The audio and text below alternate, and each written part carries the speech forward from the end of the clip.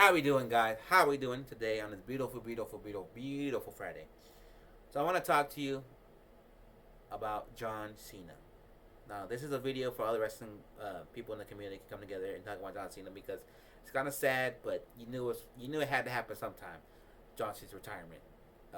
Or basically, it's kind of what they're saying. It's a farewell tour. He's going and going and playing, doing these things. You can see him last time. Because my only moment of seeing John Cena live was at TOC, where he got the chairs, knocked them all down, and it was just like a chair after chair after chair after chair. When Wade Barrett was on the ground like this, and he was like with all the chairs. Because remember, TOC had like the tables and the chairs and the ladders all dangling on the side to make the the decoration. TLC. So that was my memory of John Cena. But what we're gonna talk today is everything between John Cena's career and what I know of John Cena's career, because I know there's a lot of stuff that I'm not gonna miss. But if you know anything that I did miss, please put it in the comments below because I would love to hear it. Because we're all in this together in this community, because it's all fun and games, until someone gets hurt, and that's what it is. It's for your entertainment, but when shit gets real, it's like, damn, bro, you didn't have to do all that for us. But anyways, all that being said is, it's crazy to think that John Cena, when he first appeared in wrestling, and then, like, not too short after, he was going to get fired, Saying that, he was on a tour bus, and Stephanie McMahon heard him rap in the back, and he said, can you do that for real? I was like, what are you talking about? The rest is history. He literally has a rap album.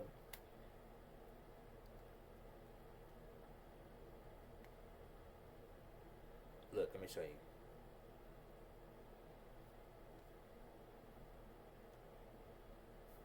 Boom!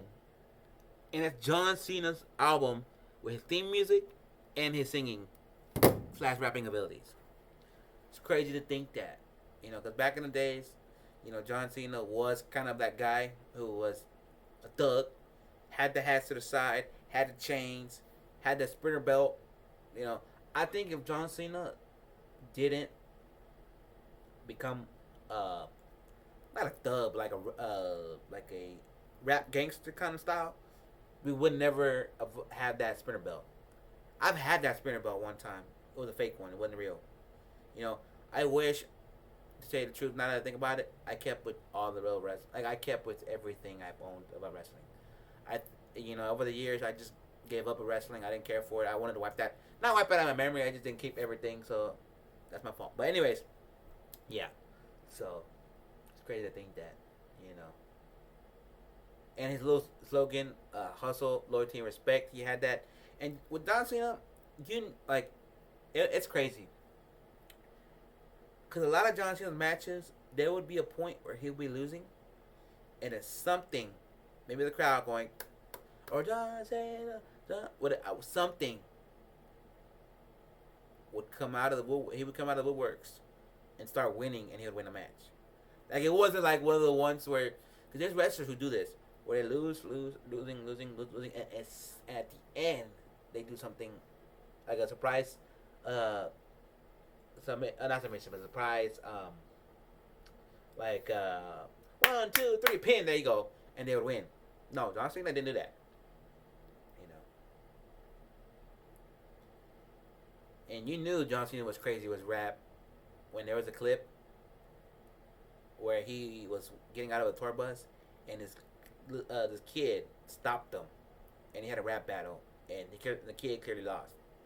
And that's when you knew that Thugonomics was truly taken off, But I don't know. I just know that it's kind of crazy that John Cena had a career because he won the belt 16 times. They had some crazy, what do I say? How do I say it? Like there was even an incident, not an incident, but there was a moment when wrestling really became the Attitude Era, where it kind of became it draw a line between being kid friendly to adult. When y'all have to remember this, because I surely remember this, when Edge had sex with Lita in the ring, and then I think at time, well, yeah, not I think, but at time, Edge and John Cena were feuding because they were for the belt, right? And John Cena, I think it's not the SDFU. I forget his moves. It's been a while since I really think about his moves. I think SDFU, Lita. Yeah, no, it's crazy, man. I was never like to say truth. This is my thing. I was never a true fan of John Cena. Like by that I mean I respected John Cena for his matches because if you look back at his career now, he gave some badass matches. You know, but I just never bought into buying the shirts, buying the merch, buying the wristband, the sweatbands. Yeah, never was like that. You know, I just liked John Cena's wrestling. Never was a super fan to go on and buy this merch. That's what I'm saying. Because I bought in, the Jeff Hardy shirt. I had the necklace. What else? I was in the DX, and all that stuff. But John Cena. Oh, and I was very a big fan of Rey Mysterio because Rey Mysterio was for the Raza. He was Mexican, or was he is Latino. He's Mexican. So and I'm so that's why I supported Rey Mysterio. But don't get me wrong. The best memory that I can say I had John Cena, I have with John Cena, because I was there at TLC. One of the TLCs, he fought with Wade Barrett. I think that was the time he was feuding with Nexus, and he had a match with Wade Barrett at TLC, and if I remember correctly, he knocked him out on the entrance, like the ring entrance, not a ring entrance, like yeah, I guess the entrance going into the ring. Um, they had decorations of the chair, the ladder, and the table, like all in like I don't know how they did it. I remember, but I know they had the chairs all on the line, and he pulled it, and a bunch of chairs fell on Wade Barrett, and I was like, bro, that was crazy. And I remember that because I was leaving the ring. I mean, I was leaving the arena when that happened, and my friend, um, we left. We were leaving, and he goes over there, and people were like, still screaming. He's like, "What's going on?" He kind of saw it. I kind of saw the aftermath. I just saw a bunch. I saw like my one or two chairs fall because it was a long. Like when you look back at it on replay, which the vault, um, it was going, and then it finally stopped. I was like, whoa, you know. Yeah. And mind you, as we speak, John Cena. I say this because even my brother-in-law don't even. Well, I mean, I don't necessarily think this, but I can see where it's coming from. John Cena, how do I say this? He's not the best actor, in my brother-in-law's point of view. I think there's movies that John Cena has done that are better than others. Like when I was growing up, big into wrestling. Like at the time, I was big into wrestling. He did the Marine. Okay. I wouldn't say that was his first hit. Like the movie that really like transcended my brain to say, damn, he could act. I think the movie that I really liked John Cena in, out of all the movies he's done, was 12 Rounds. I really respected that movie. You know. And yeah, there's other iterations of 12 Rounds, but that movie I really liked because he started it off. You know. And other movies now you can complain, you could say whatever you want to say about John Cena, but I mean, John Cena had a hell of a career in the WWE. It's sad to say he's leaving, but as he said it, you can't really say you're leaving the WWE because in reality, you leave the WWE, they're gonna bring you back for something. They're not gonna bring you back if you say you're retired for in ring wrestling, because you're retired. Your body's shut down. Your body's retired. You know, not your appearance is retired. Your your body's retired. Like when Undertaker said he retired, and you saw his a Boneyard match in 2020, you really, honestly, believed he was done with the WWE. No, he had appearances with The Rock, choke slamming his ass. He had an appearance on the first Raw on Netflix. You know, he keeps coming back for something, but when you see him get a 1, 2, or 3 pin, you're never gonna see that again. So I believe they're gonna use John Cena here and there, but I believe he's gonna have a strong grip on acting more whenever he retires, because everybody wants to retire. You know, they want to leave at their own terms. They want to leave when they're still great, not when they're still struggling. Like, it's sad when you see Ric Flair still doing stuff, like actually, like not even in ring appearances or storyline stuff. You see him wrestling. It's like, dude, we get it. That was your life, but give it a rest. Go home. You know, it's sad. But I can tell you one thing. I think Ric Flair, with his problem is not his love for not his like not his thing. Sorry, there's a window right there, front door window. Not saying that he's missing it so much, or he just can't get over it. I think his financials are making him keep going. That's what I'm saying. I don't know. Maybe I could be wrong, but I gotta tell you this. You know, John Cena has been a hell of a fighter, hell of a storyline. You know, cause there been some storylines with him. You know, I could go on and on about it. Like I said, with feud with Edge. What else? I don't know. I'm probably missing some key points, but I know the community is gonna chime in on that and tell me something that I missed. Because, you know, like I said, I watched John Cena. Never was invested in John Cena. Like I said, I didn't buy the merch of John Cena. You know, I just respected him because, you know, he had that was it respect, hustle, or the hustle, loyalty, and respect kind of aspect of him, and that was cool. You know, and I don't know. I think because people always look about it like this. Oh, he's retired now. What's next for wrestling? Well, let me tell you like this. We haven't seen John Cena in the ring in a while, okay? And we haven't seen him win in a while, okay? Is wrestling good without him? I mean, the show must go on, of course. But it's just like, we want to see what he does with his final tour and slash matches. So everybody wants to go on a high, you know, because people are always gonna say he should win his last belt. He should win his last Rumble. He should, you know, I don't know.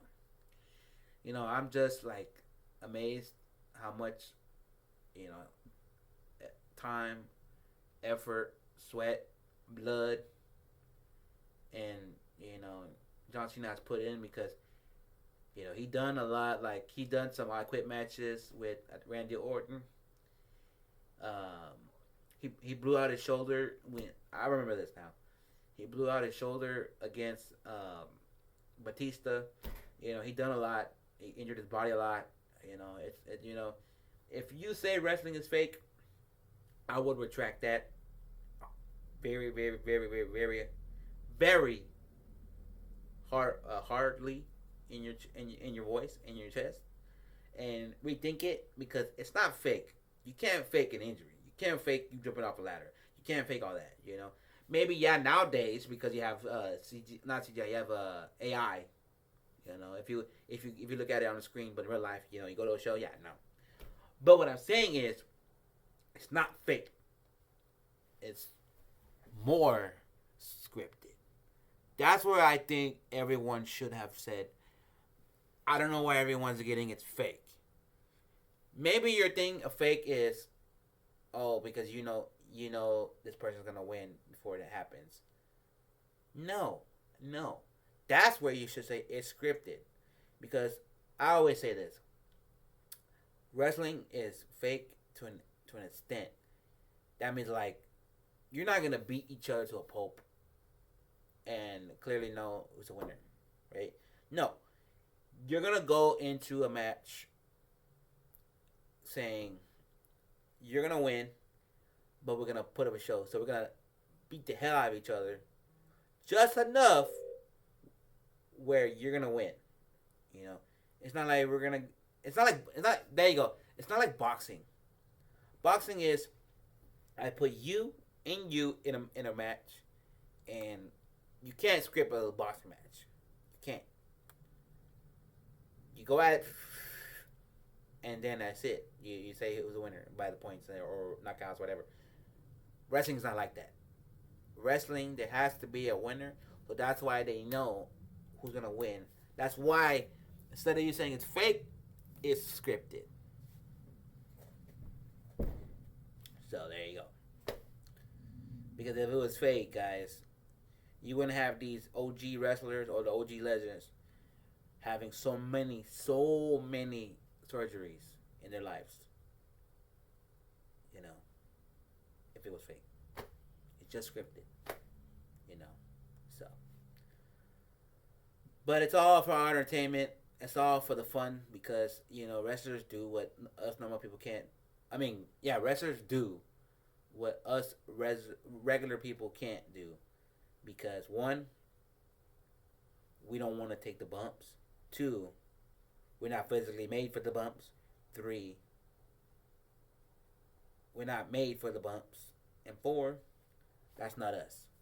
You know, normally wrestlers who wrestle are have lineage. That means have a legacy in the wrestling business, like their parents or one of the or dad or somebody, and they want to follow that legacy. And you know, but if you don't, I respect you to it because we all say that we want to do it at some point. I mean I know people who said that when they were kids and never pursued it or have. I mean not I have, but I know they like like wrestlers who say, "Oh, I watched it when I was a kid. I was a fan first, and then I became a wrestler." Okay, but me, I never said that, so I never want to do it. That's why I respect when respect is given. You know, that's why. Let me just say this, and I'm gonna go. That's why when I was a kid, I would have loved to meet a lot of wrestlers, gone to the conventions, gone to everything, and met them, right? Because I would have freaked the fuck. Excuse me. I would have freaked the f out. Oh my god, it's you! Nowadays, my inner child may still come out, but it's more like, it's hey man, respect. You do what you do, respect. But you never know what reaction I'm gonna give you. I say that, but I might be, so. But I only want to say this and talk about this because Saturday, as we speak, I'm going to be going to a wrestling event in SA, Texas. If you know what that's at, know what that's at. If you don't know, then you never been to Texas. And it's going to be exciting. I'm going with one of my good friends. Well, one of my best friends. I say that because we've been through a lot together. We marched together in high school. That brought us close together because he was my section leader. That means he controlled the tuba section before he left. And then two, I've gone to a lot of Dynamo games with him. He's my Dynamo's brother. Like as much as I know about the Dynamos, he knows as well. That's how crazy that is. And then three, it's just he's just a good person. Like, I wouldn't be doing this. Like, I wouldn't be doing the trip with anybody else but him, honestly, because I couldn't see myself doing it with anybody else. So, yeah. So you definitely get a vlog on that. Probably have it edited Monday fully and have it out Monday. I was trying to take Sunday, but I don't know. It might be too much I record, and I might need to chop it up live and see what I can use and what not. So, but yeah, guys, I love every single one of y'all. I'm gonna go. Watching on a Peace Squad out.